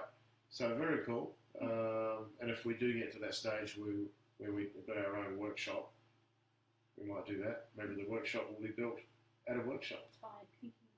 I know. Anyway, so one thing at a time. Frisbees first, workshops later. So yeah. So anyone else got any questions before we wrap this up? Have you got anything else you want to talk about? No, I really just wanted to touch base on the weekend and happy with what we've covered. Yeah. One thing that was interesting for me, just thinking about Carl's place at Mount Buller, the tiny house. Dad heard Darren on the radio. That was funny. Oh, John did, yeah. But yeah, one thing I was thinking about with the stairs. Steph, but I just got here. We can stay on for 5 minutes if you want. Yeah, we're here, Steph. But one thing I did check out was the staircase at Living in Cloud 9 at Carl's place on YouTube. We did the interview a couple of weeks ago last week before, with Carl. The tiny house tour will be done when the house is finished. He now has running hot and cold water. Yeah, you said that. Yeah, so we can actually have a shower next time. It's alright, we're only there for overnight. We can check out that switch glass again. Scare the neighbours. Yeah. So, but the staircase, guys.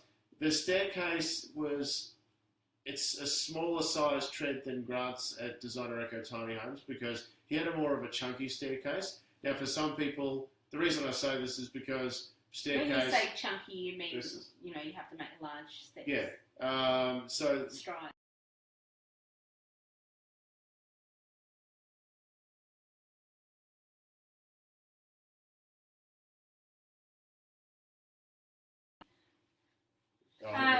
I mean, yeah, these are always up afterwards. You can watch them, play it back and watch so it the later. Stairs that... Watch us ramble on.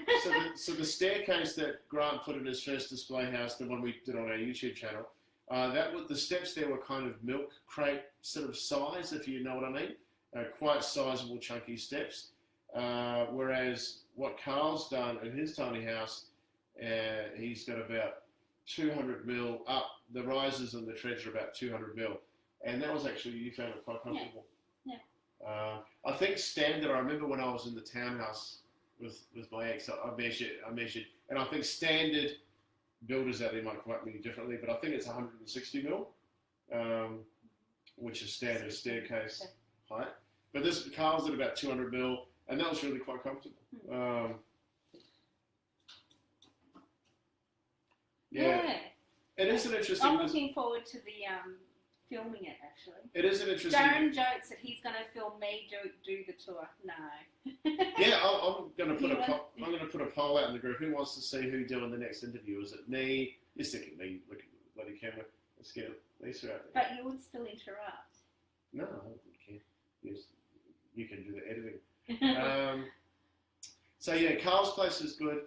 As I said, there's some things that we'd change, but look, every tiny house. I mean, yeah, you guys could walk into our tiny houses, the display house and Lisa's house when we've got it done. We think, oh my God, it's perfect. We wouldn't change a thing. And some of you would go, I don't like that. I don't like that. I'd change that. It's a personal thing. It's a personal thing, but I do like Carl.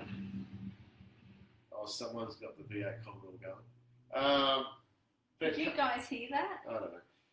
Carl has done a kitchen bench, which is only 400 mil deep, which is actually a very usable space. Anyway, we'll show them in the interview. It's 3.5 metres long, for Christ's sake. It's an enormous amount of storage in that place. Yeah. They'll see you. Yeah, so there's an... If I'm going to be doing the tour, then you have to do the editing. That's the deal.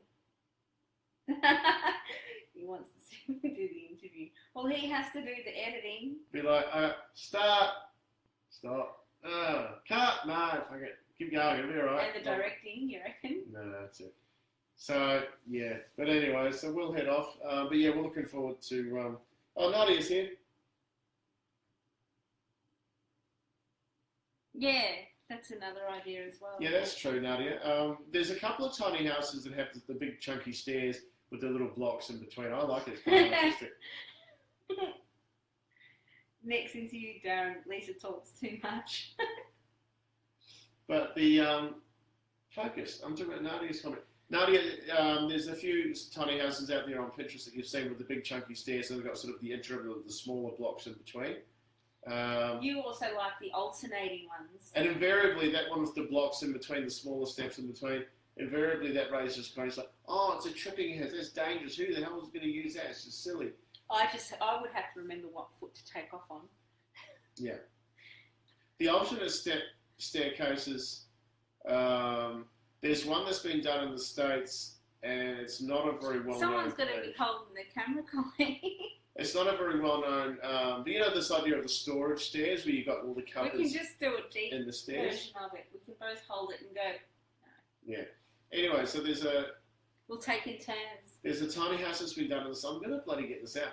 There's a tiny house that's been done in the States. I'm cutting him off. It is a storage staircase, but instead of being the traditional stairs, it's the alternating stairs, so it looks a little bit like a climbing gym, but... They know, darling. They've seen them. But they have got a lot of storage in there as well, so it's the best of both worlds. You love that. You want that in your house, don't you? I don't know. The advantage of the alternating steps is that you can get the same comfortable tread height and riser height, but it takes up half the distance. He still follows the navvy.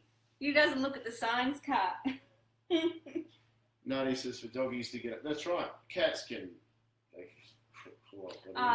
So people asked us if pets are allowed on the land, and we might have to keep it as a blanket. No, as much as I want pets on the land, and as much as I want a cat. Because if we did we talk about this last time? I don't think so. Because we've got to consider the wildlife on the, because it's out, out in the country. Yeah. So there's the wildlife to consider, and then there's farmers. The neighbouring property has sheep. Yeah. So we don't want dogs causing trouble with the neighbours at all. There's going to be a lot of horses on the property, so we don't want any dogs stray dogs, random roaming dogs causing problems with the horses. Or if people have children and we don't want if you've got infants, toddlers walking around, we don't. So someone might say, oh yeah, but I've just got a little chihuahua, it doesn't do anything, and that's fine. People might want to have chooks or chickens on the land, which would be fine. Yeah, so but if they've got a cat or a dog, they might. And then the neighbour has 2 Dobermans. I mean, there's just potential. It just problems. might get too messy and hard to. And then there's also the you got to have it registered and all this sort of stuff. Yeah, it's just a nightmare, I think. Yeah, so if you got a horse, bring a horse. We can so you're allowed to have a pet horse because they're going to have horse adjustment on the land. So. Yeah. So if you want like a pet rabbit or a guinea pig or a chicken, I'm sure that'll be fine. But just probably no dogs or cats. I'm sure a number of you saw the video we did on the property. What did you think of the property that you did see? Steph's got 9 cats. You're not allowed, Steph. You can borrow a few. What's the KISS principle again? Keep it sensibly simple. Yeah. Keep it simple, stupid. So, straightforward. In terms of the rent, we're still working it out, but the rent is likely to be paid 6 monthly because it Have pets, ban kids. That's an option. I love kids. So I'm not sure what I'd like another one. Do you want to have another one? We haven't had one yet. You've had 2. I've had 1 separately, but... Yeah, we'll we'll practice. So... Live? Yeah, so...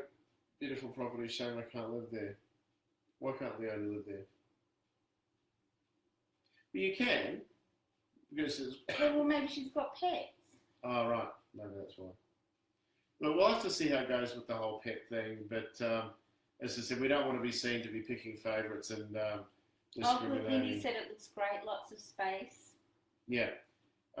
There's lots of trees. It's not rolling hills. It is flat land, but there's lots of trees. It's not forests. She's got dogs. All right.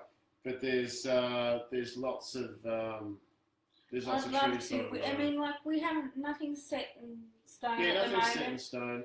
It might be on a case by case. Yeah, maybe. It's a hard one because I guess it's first in best dressed, and if they happen to have a particular pet. Have you got a couple of Dobermans, Leonie?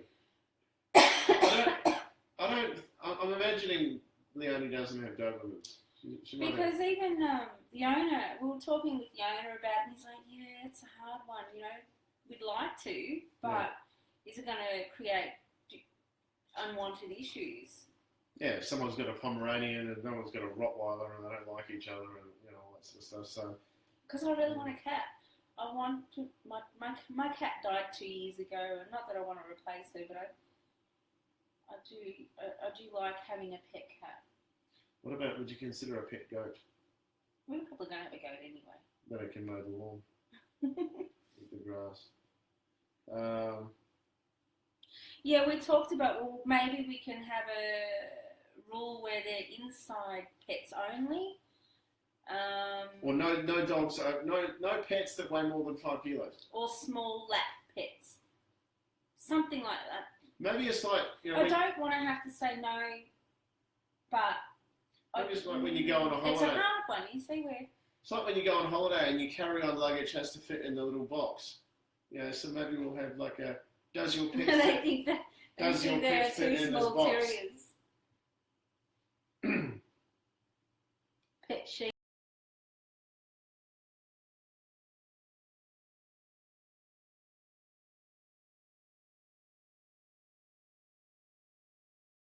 Especially if it's a dog and it needs supervision. Yeah. Especially a cat, because cats wander a lot more than dogs do, and they're territorial as well. So, and they eat the bird. But then again, I've seen little chihuahuas. They'd be good for rats and mice and that kind of thing, like rodents. See, I've seen little dogs that are little angry little shits, and I've seen, the best trained dog I've ever, the most well-behaved dog I've ever seen was one of my ex-girlfriends, Fiona. Her housemate at the time had an enormous long-haired German Shepherd, female German Shepherd.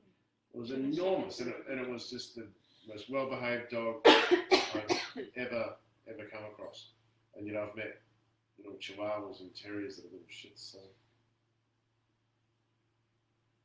inside dogs, they must be on a leash outside. Yeah, that could work. Yeah. If we have particular rules, then it might work. Cart can bring us 120,000 bits. Just bring the honey. I reckon that'd be cool. I would love to do beekeeping. I'd love to see Darren do some beekeeping.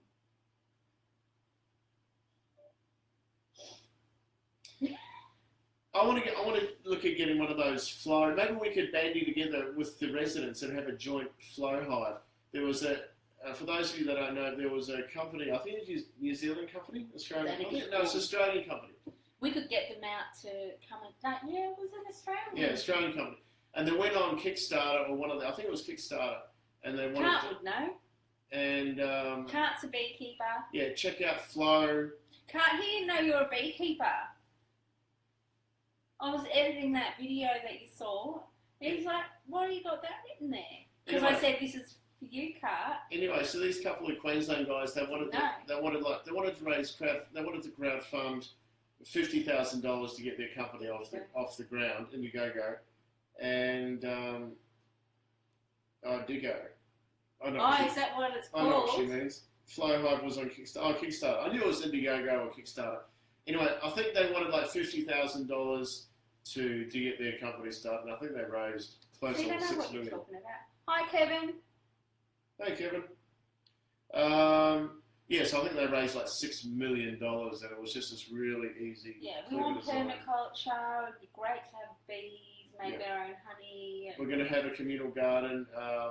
the residents are going to be allowed to have their own garden, but there's going to be activity on the land. It's not just going to be people. If you want to participate, you can. If you don't have to. It's just, there's going to be things happening. But if you want to share in the produce from the communal garden, you're going to help out with the communal garden? I don't know. Those who don't know, Darren used to have his own business doing he had his own personal training business that he ran for how many years? 7.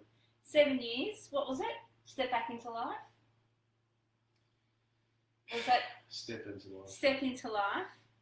So he ran that for 7 years. So I was thinking, when we're out there, maybe he can do some more. I think it was over 2,300. Those who want to get fit, we'll have him train us. Yeah. It was about 2,300 clients that I trained over 7 years, I think. And then you sold the business. Yeah, which I probably shouldn't have done in hindsight, but what do you do? So we might do that as well, but cool, Patsy. That'll be awesome. Excellent. Get in touch with Cart just above you. He's a beekeeper. That'll be interesting, actually. Cart's had some experience with flow hive keepers, so I wonder if we'll have to chat to Carteret to see if they are as good as they made out to be.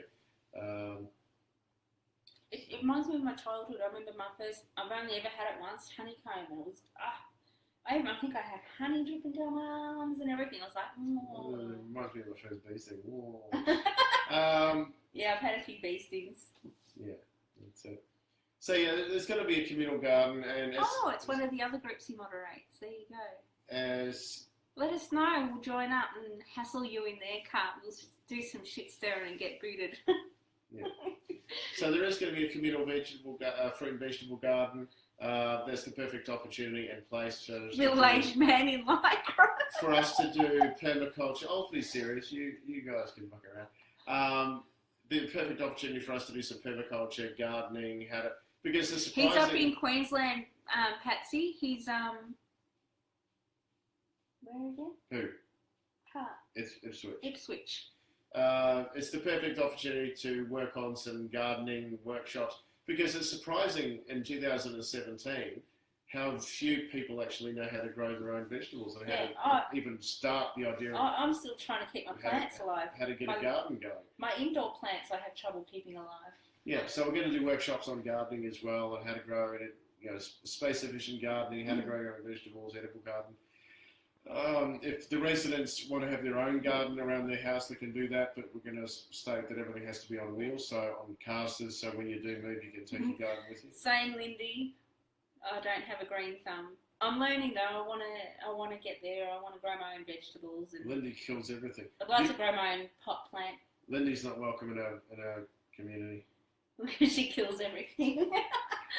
Yeah, have Lindy as a neighbour. Welcome. So yeah. Yeah, it's a community I've always wanted to live in as well. So I'm excited, nervous as well, because really want it to take off. Yeah, look, the good thing is the owner is not going, well, he's not being unrealistic. He agrees with us. Let's see if we can get 10 of us living there on the property by the end of the year and see where it goes from there. It's going to suit some people. It's not going to suit other people. One lady emailed me this week and said, look, I work at Tullamarine Airport. How far is it? It's like 37 minutes. Or 27 minutes and 37k from Tullamarine Airport. Is that a good thing? Or? Well, depends. For me, it's going to be 21 minutes away from my kids rather than 57 or whatever it is. So it's Cart's got a green foot. Probably get some ointment for that. That's a blood circulation problem. Cracks me up. Anyway, so yeah, but if anyone's got any other questions, feel free to shoot them through in the comments. Otherwise, we're going to head off soon. And yeah. So who was it earlier that joined in? Oh no, I just got here. Oh, Steph. So you got more than 5 minutes? The German Shepherd would take care of the unwanted kids. Well, that's true. Yeah. University of Tasmania has an online course for gardening, menu permaculture, education. Popping up. There's a few people in Victoria that we know who are involved in permaculture that we could get on board as well. Yeah. Like, that's the thing. Like, we want to bring in guest. What do you call them? Presenters. Workshop facilitator. Yeah. For example, I know Murray from the Tall Tiny. Oh, we'll have to get him out to do a rocket stove. Yeah, he's done a rocket stove workshop. I would like to experiment with the rocket stoves. So yeah, rocket stove workshop. Thanks, Leonie. Thanks, Leonie. We never know. I will get an email off to you with that quote for a trailer, Leonie, as well. We do have places that people can visit, stay for a night. There will be. Yeah. So one of the options that we're looking at is with these workshops.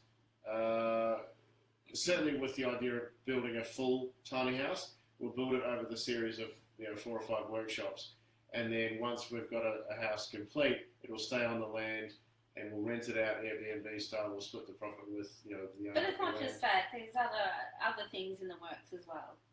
Yeah, we're talking to tiny house builders. Or if you're a tiny house builder and we haven't approached you, we're going to be approaching you to see if anyone wants to have a sample. A display unit on the property, either solely a display unit or perhaps available for... have we mentioned the open days? We would like one of the conditions to be, which is what we're going to be talking to these people that have sent in their emails, to be able to open up their home. I think we might have mentioned it. To the public 4 times a year. So what we ideally want to do is... We want to do open days. We want to have an open day where the general public can come to to the Sylvia. property. Hey, Sylvia. And we want to have people coming into the residents being willing to say, yes, one day, one Saturday afternoon per season or whatever, we are happy to open our house to the public and show people through it. But it's a bit of an open house. If people say, no, not interested in doing that, I'm not sure if we're going to make it a condition. No, but... or whether it's, we'd really like you to. But that way... We want to be able to invite people in. They get to speak to the people who live in a tiny house. Yeah. They get to speak to people who've built their own house, or those who have had their house built for them, what each experiences have been like. Yeah. That way they get a good range of information for them to make that choice for themselves. Yeah, because for some people, and it's always going to be the case, for some people they'll be not sucked in, but they'll fall into this trap of, it's a tiny house, it's beautiful, whether it's great, it's I'm once a do year it. or 4 times a year, but definitely I'm going to do it, and then they do it, and then they go, oh, it's the worst decision of my life. Well, that's fine. Do your due diligence, You can, and before you jump in, you can pare down your positions to an absolute bare minimum and see if you're happy. If you're not happy with that or your things, then no, tiny house is not for you. But it's not just to come and have a look at the houses. It's also to come and check out we'll have a permaculture workshop on the day. We'll probably have another workshop in terms of the tiny house workshop on the day. We might run a small seminar on the day. Yeah, so the open days are not just going to be the 10 people that are living on the land open up their houses. houses. It's not going to be just 10 people. By the time we do run these, there's going to be a lot more. Well, hopefully it'll be like, imagine if there's 20 or 30 different people with their tiny houses. You're going to have people who are living off-grid and people who are plugged in. Yeah. So you get to hear both the experiences. And not everyone has to participate, I guess. Yeah, but it'll be like... a good number of people go, I'm happy to do that. I reckon it'll be like, I envisage something like a golf course. As in, when you go from hole number 1 to 18, you have a little map going from open house number 1 to number 2, number 3, number 4, number 5, and walk around the property following the predetermined map. So go pick your fucking own. It's full of good ideas. Yeah. Yeah. So there's all those ideas. Yeah, so lots of things, but as the owner said, just one step at a time. Yeah, one step at a time. Start off, see how things grow. It's a gardening joke. From little things, big things grow. Yeah. And then they turn into 15-year-olds that grunt at you and just go off and play PlayStation. It's live. Yeah. We have to get you a filter. Yeah. So, speaking of filters, there's some more tiny house relevant products, the companies that I want to approach. We have another giveaway coming up. Oh, do we? We do. We've got the products are being sent to us as we speak. Another thing you haven't told me is it because we haven't seen each other all week? No. What? There's a company that's sending me some stuff, and we're going to give a couple away. That's What? what I should say. Oh, yeah. We've got some super space saving, sexy, really absorbent bath towels that take up like a tenth of the size of a normal towel. They fold up to the size of your mobile phone, apparently. Yeah, so we've got a couple coming for us, and we're going to road test, and I can road test it in the scrubber bag, which I'm still going to do. You've got to do a review on the scrubber bag, and I think after you do the review, you can send that off to someone, to a lucky winner. Could do, because someone who actually travels a lot more than we do might actually get more use out of it. Yeah. Or we might just keep it, you know. I want to do it at a river or at a waterfall. Can't we just do it in the laundry? Or is that not a scene? No, I want to do a good video review on it. God, anyway. Yeah. But yeah, and there's a couple other things. There's a company in the States that does solar-powered lights, solar-powered portable lights that have agreed to send me off some samples of their lights. There's been a conversation in the group about, I think we might have mentioned it last time, about the wood stove heaters. Lovely to have you join us, Patsy, and we're here every Friday, so feel free to jump on. Thanks for joining in. I'll message you. Excellent. All right, cheers, Patsy. The wood stoves are a hard one mainly because of the bulk and the weight of these things. And what do we do? It's not a hard one. Do we get 20 cents to us, and then we get it on the send? It's not. I don't know. We'll have to work it out. But yeah, he's in discussions at the moment between a few, and I think we did mention it, didn't we? In fact, we spoke at length about it. What I do want to do actually is, I think it's Rebecca Carney in Western Australia. I think she's already ordered. No, she's already got it. She's got it installed. She's probably got it burning right now as we speak. But I want to actually organise again.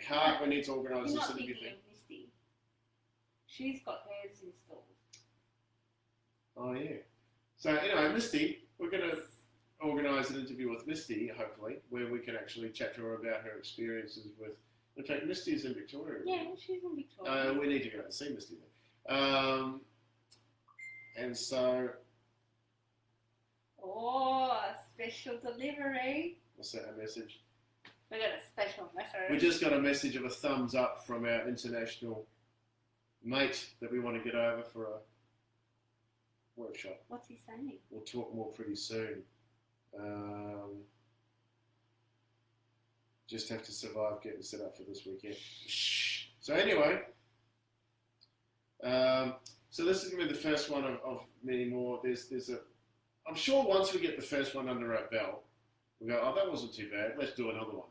So there's a few people that we want to get over for a workshop. But we'll start with this one. We'll start with this bloke, and then we'll go more from there. But yeah. We're busting to tell you, but we can't yet. No. It's not so much that it's a secret. Everything's going to be finalised. We don't want to give anything away until it's finalised. We don't want to go, we're going to do that, and then, that kind of, the people that you guys will say, what happened to that workshop with, and I'll go, it kind of fizzled out, didn't work. So, we'll wait till everything's locked in. But anyway,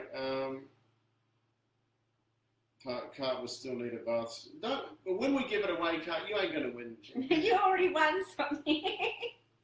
You already won your black. I think we gave him the black ones. Yeah, where's the bloody photos? We haven't. Are you using them? Are you using them? Use them. They're designed to be used. Look, and not only that, turn it upside down. It's a mouse pad. Turn it this way. Stick it on the bed, and it's a 3 times. He won one because what was his comment? It was a fair dinkum honest comment, but I can't remember what it was. It cracked me up though, whatever it was. Anyway, we just have to get one of our polo shirts. You just have to get him an XXXXL. might see your interviews on Channel 31 as season 1. Hey, when we interviewed Ben behind the scenes, he said, "Oh, you guys should get something going on Channel 31." But then he also said, "Oh, hang on a minute, I think that Channel 31's going digital, whatever that means. Obviously going online or something." But doesn't it really get? I don't know. Doesn't that take money to have a show on? No, not necessarily. I don't know how it works. I know my friend used to be on it. I've got a friend. We're not pretty enough to be on TV. My friend's in the. He does movie reviews and that kind of thing. He's done really well for himself. He runs Movie Hole and some other company, and he used to have a thing on Channel 31. Yeah. So I don't know. We'll see. But anyway, so Yeah, Lindy's. Yeah, Carl, my turn to win something. yeah. So these towels look good. I know I've tried one. I bought one off eBay, a dodgy cheap one off eBay. Not one of these particular towels, but a space-saving, super absorbent, towel. This company actually really well. approached us and wanting us to do a bit of a trial and give away. Yeah, so they come in a range of colours. So there's a few products that I'm actually keen to try and score. Kevin's saying we're both pretty enough to be on TV. Oh, good. Maybe we can be on the Homes and Gardens. I got to go to We just won't be a bastard to work with. Speech therapy. Yeah. I tend to fumble on my words a bit. Sometimes. Yeah. But as long as it's not live TV, if it's like a bit of Homes and Gardens or one of those, cut, they used to do it again. Well, Grant's here. Hey, Grant. This is another long one. We're usually gone by this time. Oh my gosh. Grant, meet everyone meet Grant from Designer Eco Tiny Homes. Everyone say hi. Hi. And if any of you are in New South Wales or nearby, go to Grant's open day tomorrow between, 1 and 3? 1 and 3, I think. Yeah. You're a bit late coming to the party. Grant, we've finished. Our coffee's going. We might have to stay for another 5 minutes just for Grant. No, you're right. So, yeah, we're just... Oh, he has no sound. I'll turn the volume up. Yeah, that's the simple answer. It's not on mute, is it? There we go. It's like when your mum joined. It's like, oh, hi, Mum. Everyone's going, hi, Mum, hi, Mum. She's not here tonight. Yeah, there you go. So, Grant, for those of you that don't know, Grant Emmons is from Designer Eco Tiny Homes. And I say Ulladulla, Grant. I know you're in Burrell Lake, but I think people might know Ulladulla maybe more. You just like saying Ulladulla. Yeah. So there we go. We've just been rambling, Grant, just killing time till you got it. No, we didn't know you was going to turn up. But, just talking about the week that was. What have we got up this week? Not much. No, quiet weekend, although you've got a lot of catching up to do with Yeah, I've got to tweak some things on the website. And I'm just always editing video. I'm backlogged on some editing, so I'm trying to get up to date, so I only have to edit once a week. Got to get some fibre if you're backlogged. Anyway, so Grant, are you looking forward to tomorrow? I'm sure you are. Have you? Yeah, so Lindy's going to come and see you, Grant. Yeah, Lindy, tell Grant we said. Oh, can someone help Grant with the technology? I'm a complete hack at technology. There should be. Well, are you on your phone, Grant, or on your laptop? Either or. Turn the volume up is what I would say. He can't hear you. Oh, can someone tell Grant in the comments? Can someone type? Can you tell Grant in the comments? Tag him so he gets it, so he knows you're talking to him. Tell him that he needs to increase his volume. It's just the volume, wouldn't it? I'm sure it's just the volume. That's why I can't hear anything on the phone here because we're turning the volume down. But does it work? Of course it does. My phone was sticking. See? And it's fine. But I can't hear you. I know, but I don't want to... Anyway, it does. It works. So, yeah. So that's what you do. But yeah, no, even though Grant can't quite hear us, he'll probably hear us on the replay if he fast forwards to that point tomorrow when it gets archived. But I'm just reading the message no, that's all that right. we got. We got a special message. she's chomping at the bit to reveal who we're getting out for this workshop. But don't kick me. I know not to. No, I'm just tapping. I don't know whether you're kicking me. Go. She's got the subtle code. When she kicks me, it's like, don't say that. How'd you go, Grant? Have you got it worked out? You may need to click on the video again. Maybe stop it and start. You know, go back out. Go out of Facebook. Go back in again. Maybe. Yeah, so Grant's got this open day tomorrow at Desonerico Tiny Homes. I don't know how many he's got on the wagon now. He said he had quite a few coming. I know someone said to me recently, commented that she's getting, in fact, one of our interested parties for the village has said that Grant's building her tiny house and it's going to be finished like April next year. So that's what sort of backlog that Grant's got. We've spoken to Grant about getting something, maybe a display home of his or something.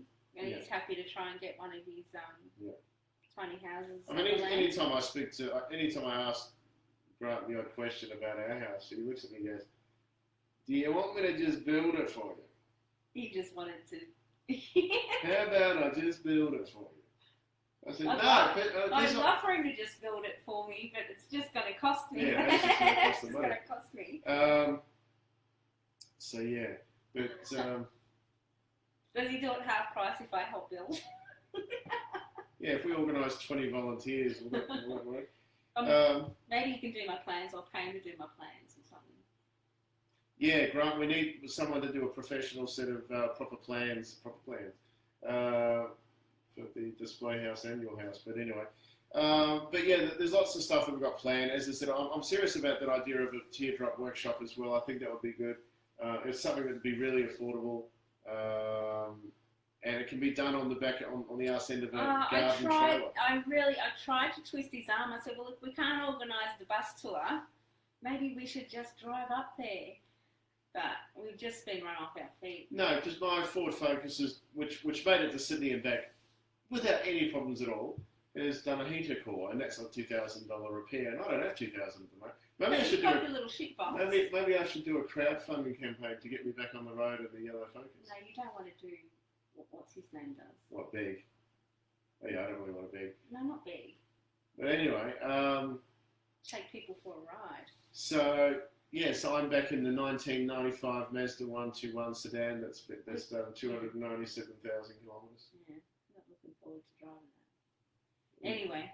So I don't want to drive that 895. We started at 8 o'clock. I did say to Darren, we're going to cap it at 45 minutes tonight. Yeah. Anyway. Hasn't happened. So, all right. Well, unless anyone else has any questions, and unless you have anything you want to say to me, Lisa, or to them, I can say things to you after. I'm sure you will. All right. Well, this has been us. We'll coach. Don't worry, people. That's his thing. This has been us. We'll coach Grant on the finer subtleties of Facebook Live and how to make sure he hears us, because we want to do some regular updates, touch base. Actually, with Grant would be a good one to do an interview with on live. Yeah, well, we do. We want to interview him. I want to get some other tiny house. Thanks, Colleen. There's some other tiny house builders that we want to get on. That I'd love to get on Facebook Live to do an interview. Stuart. Actually, we will sort out this camera work. Yeah. This weekend while we've got the weekend at home. If we can possibly get it live, that would be amazing. Otherwise, we'll do it. Because if we can do it, obviously we can do it live if we get someone to come over our house and sit here on the couch. You and I will test it out tonight, this weekend. Yeah. I mean, like we've been meaning to do for the last 5 weeks. I mean, when we get special mystery guest out here, we'll do a couch session with him. That sounds wrong. Thank you, Kate. We try. We hope it's good work. I don't know. Time will tell. If you haven't subscribed to us on YouTube, do us a favour, hit the subscribe button, will you? And follow us on Instagram. The numbers. We need the. We've got to catch up to Bryce. Bryce is about to hit 400,000 subscribers. Well, Bryce only started 2 years ago, 2.5 years ago. Yeah. So you never know, darling. Yeah, but he's got abs. If someone had told you nearly 4.5 years ago that you were going to have the following that you have, would you have believed it? No. Yeah, that's true. If someone had said to Jay Chauffeur, you know that if you do this, you're going to start a whole movement across the globe. He would never have believed it. True. All right. Imagine how Jay Chauffeur must be feeling. Yeah. All right. I think he's a Winston very and Helen. humble person. Yeah, Winston and Helen are going. All right.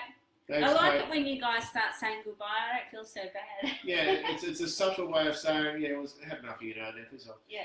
So, all right. Thanks for joining in. all right. See you guys. I'm going to hit the big red button. All right. We may as well go too. All right. Thanks for joining in. Cheers, Thanks, guys. Brent, if you can hear us. Bye. Oh, It's not a touch screen. it's not a touch screen. You've got to use It's the not mouse. a mobile phone. Where's the mouse? Oh, you just use the thing. Here we go. Well, we're getting smooth. That's what we are. Smooth.